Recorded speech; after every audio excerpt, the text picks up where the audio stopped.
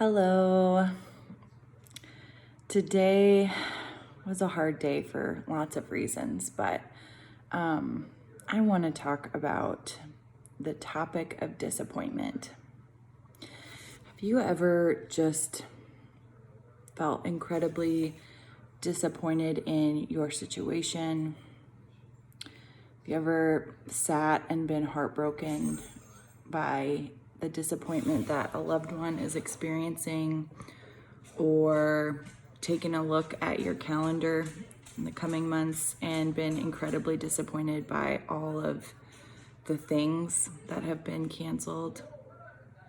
My guess is you have felt all of those things, at least recently, if not all today, like me. I am just disappointed. I'm disappointed in the situation we find ourselves in. I'm disappointed in how the dreams and the prayers and the hopes that I had prayed when I came to Billings with my husband would go. They are not going the way I had hoped. My first full summer in Billings is not going the way that we had hoped. And so what do we do when we're sitting before the Lord?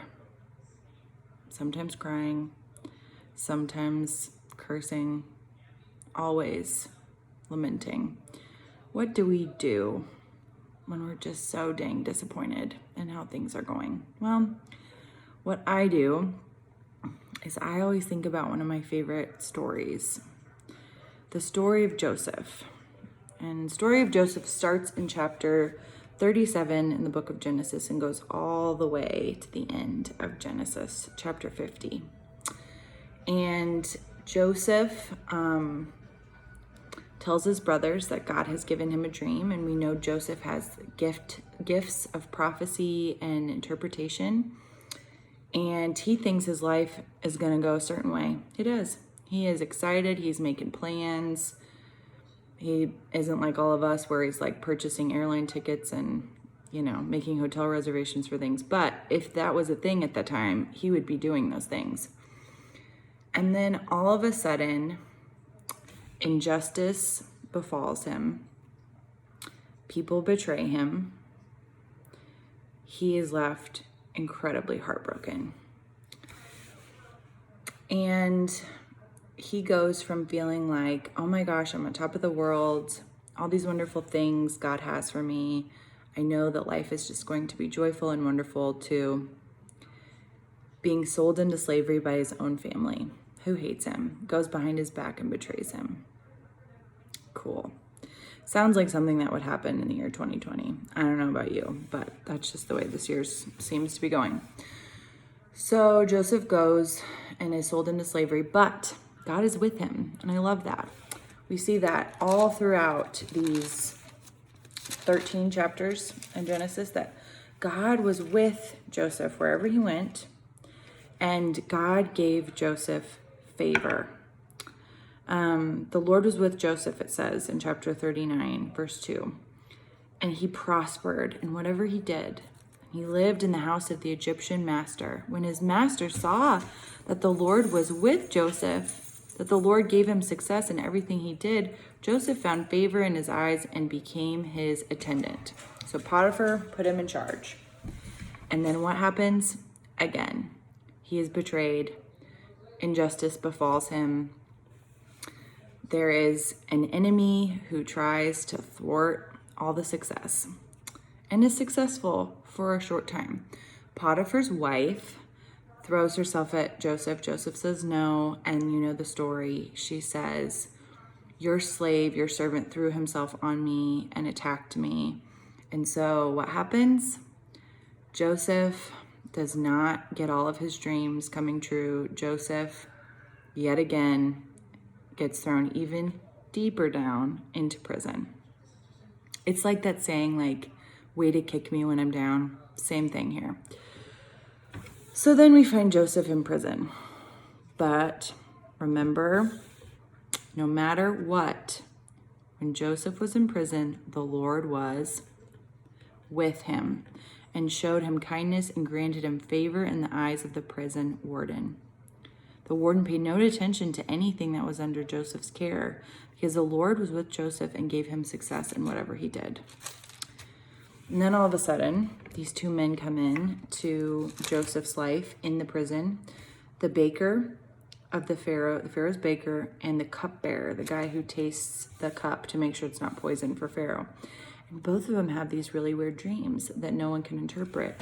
Guess what? We know that Joseph can. Cool.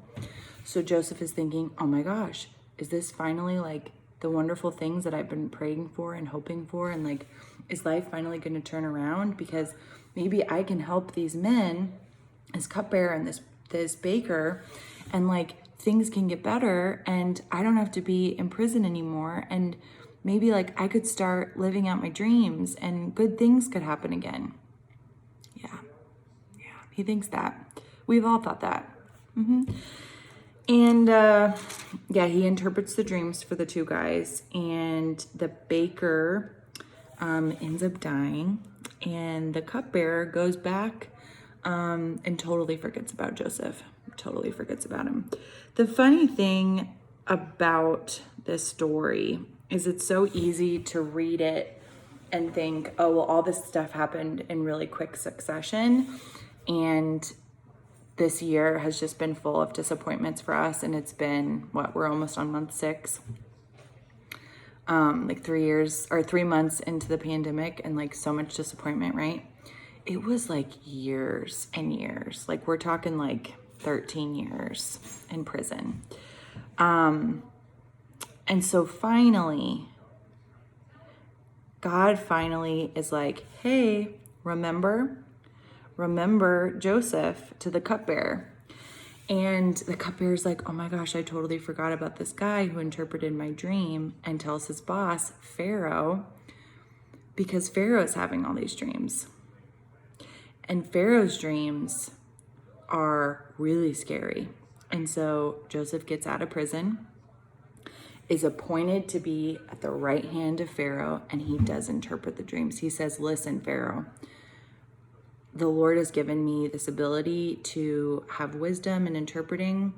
I'm finally using my gifts of what I thought, I was going to be doing all along. But you need to know that a famine is coming, and you need to save up, save for 7 years. There's going to be a harvest, and so we need to be conservative. And then the next 7 years, there will be a famine. But we will know that the famine is coming, so we need to stock up.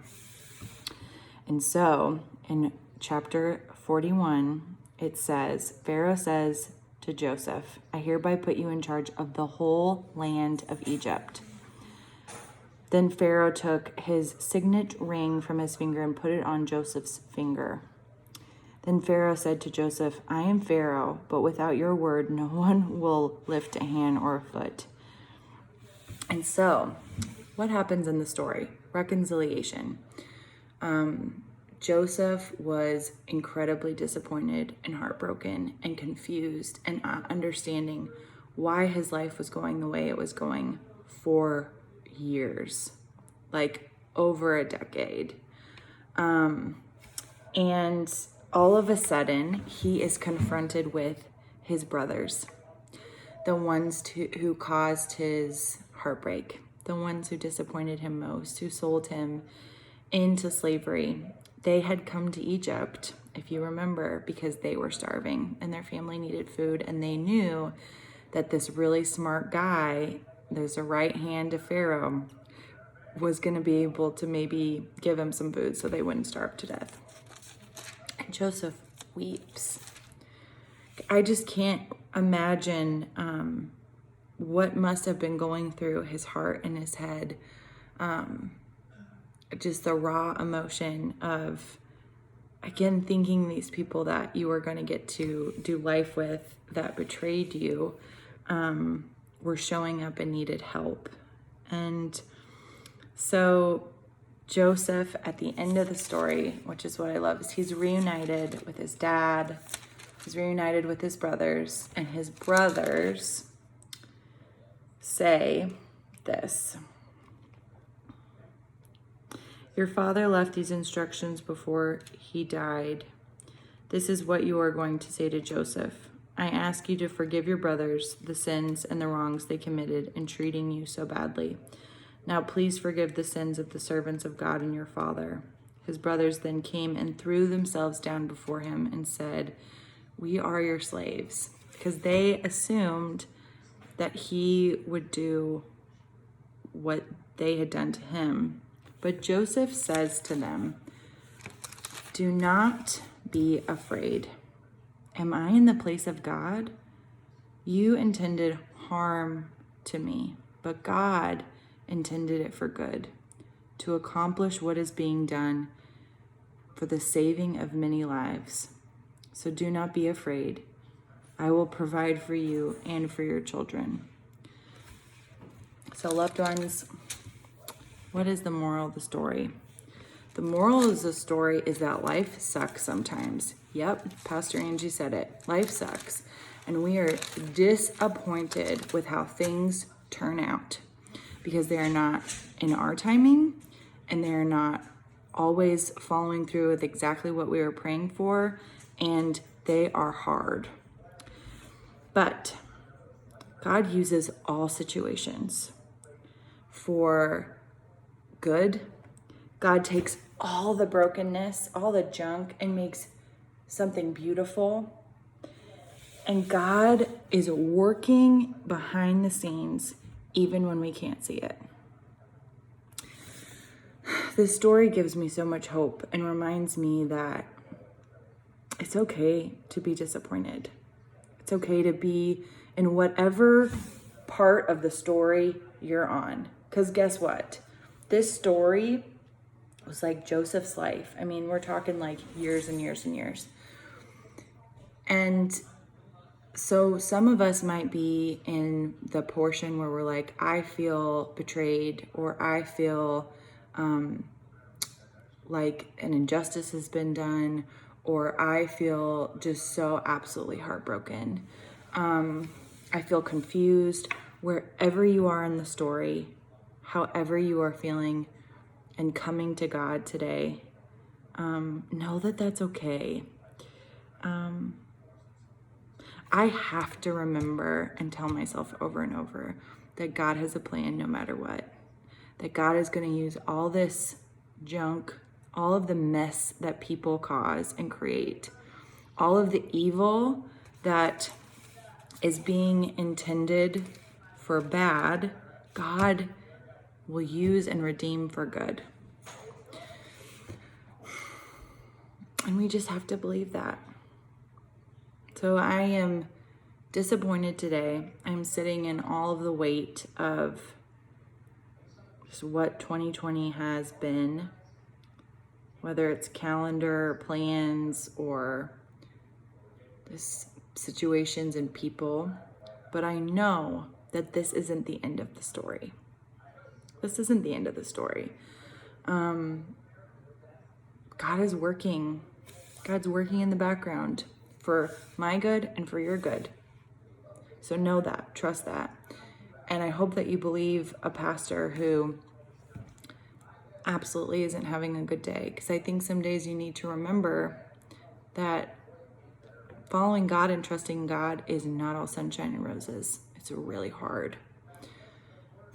So I'd ask that you would just take 2 steps forward with me and that we would walk together in this hard stuff, this uncertain stuff, in this year of disappointments. Know that God is with you and you are not alone. I love you all. Good night.